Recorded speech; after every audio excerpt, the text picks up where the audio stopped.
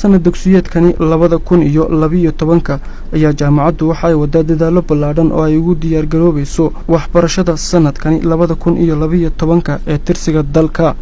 waxayna jaamacaddu kulamo kala duwan la yeelanaysaa dhammaanba howlwadeennada shaqaalaha iyo macallimiinta ka howlgala jaamacadda Jigjiga waxaa maanta jaamacadda ka qabsoomay kulan ay yeesheen macallimiinta shaqaalaha iyo maamulka sare jaamacadda kaasoo ahmiyadiisu ahayd hirgelinta manhajka cusub ee dalka u diyaar garowga iyo qaabilaadda ardayda cusub ee sanadkani lagu soo meeliyay jaamacadda iyo sidii howlaha barisbarasho looga dhigi lahaa mid nabadaysan muhiimadda shirka leeyahay wax kala ma aha saddex ujeed ayuu lahaa shirkan maanta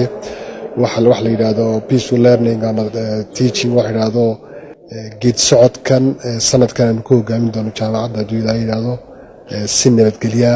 haday noqoto qaybtii barisbarasho iyo waxa jira hadana hawl dhawaadhow la qaatay oo daraasadeedkeeda almost la wado inuu dhamaadana aan dhawaarajeyno oo loogu talagalay jaamacadaha in la kala qaybiyo loo kala qaybiyo marka specialization wax la yiraahdo waxyaabaha ay dhigayaan jaamacaddan wax lagu yaqaan loogu yimaado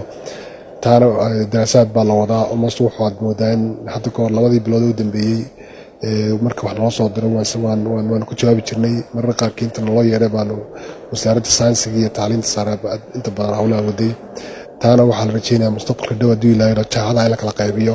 marka muhiimadda ay kala qaybintan jaamacadaha la kala qaybinayo ay leedahay baan inta badan shaqaale la wadaaganay taa marka laga yimaado waxaa jira guud ahaan sanadkan saan ognahay habkii waxbarasho ee sanadadii u dambeeyay dhan wadanka lagu soo hagay waa la bedelay waxa la soo baxay waxa la yiraahdo road map عبدي صدح سنة كل ما ينجي ما فرسنا كل ما يو كي أفضل كل ما ينجي كل ما يو سنة كوبادنا أرضك مركه هراء شعار الوساقري وحل الوساقري تشروا حكى الدول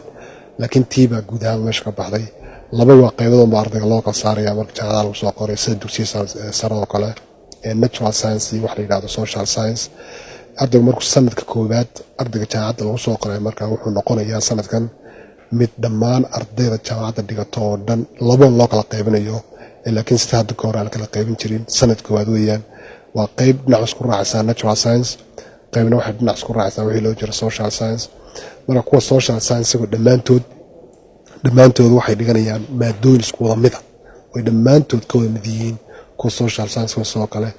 sanadka koowaad marka ay koorsooyinka dhigtaan ayaa sanadka labaad hadii la yiraahdo iyagoo la eegayo dhibcaha ay keenayaan oo dhibcaha sareeyo wuxuu jecel yahay la siinayo madaxweynaha jaamacadda ayaa intaasi ku daray in ay u diyaar garoobeen soo dhaweynta iyo qaabilaadda ardayda cusub ee sanadkani lagu soo meeliyay jaamacadda Jigjiga kulli ardayda seniorka ee hadda koor jaamacadda dhiganaysa way noo soo xarootay kuwan kan waxaan rajeynaa 17 bisha maan 13 inay soo xaroodaan markaan ku leeyahay maadooyinkan cusub ama roadmap cusub baan maanta la shargareynaa macnaheedu maanta ma la bilownay jaamacadda inta badan marka la soo dhaadhiciyo wasaaradda waxbarashada markay maadaan mas'uuliyiinta jaamacadda markay timaadaan guddiga kulliyadda jaamacadda ka wada shaqada kadib baa dhiinasha ama maareeyaasha kulliyadaha loo gudbiyaa iyaguna madaxweynaha u gudbiyaan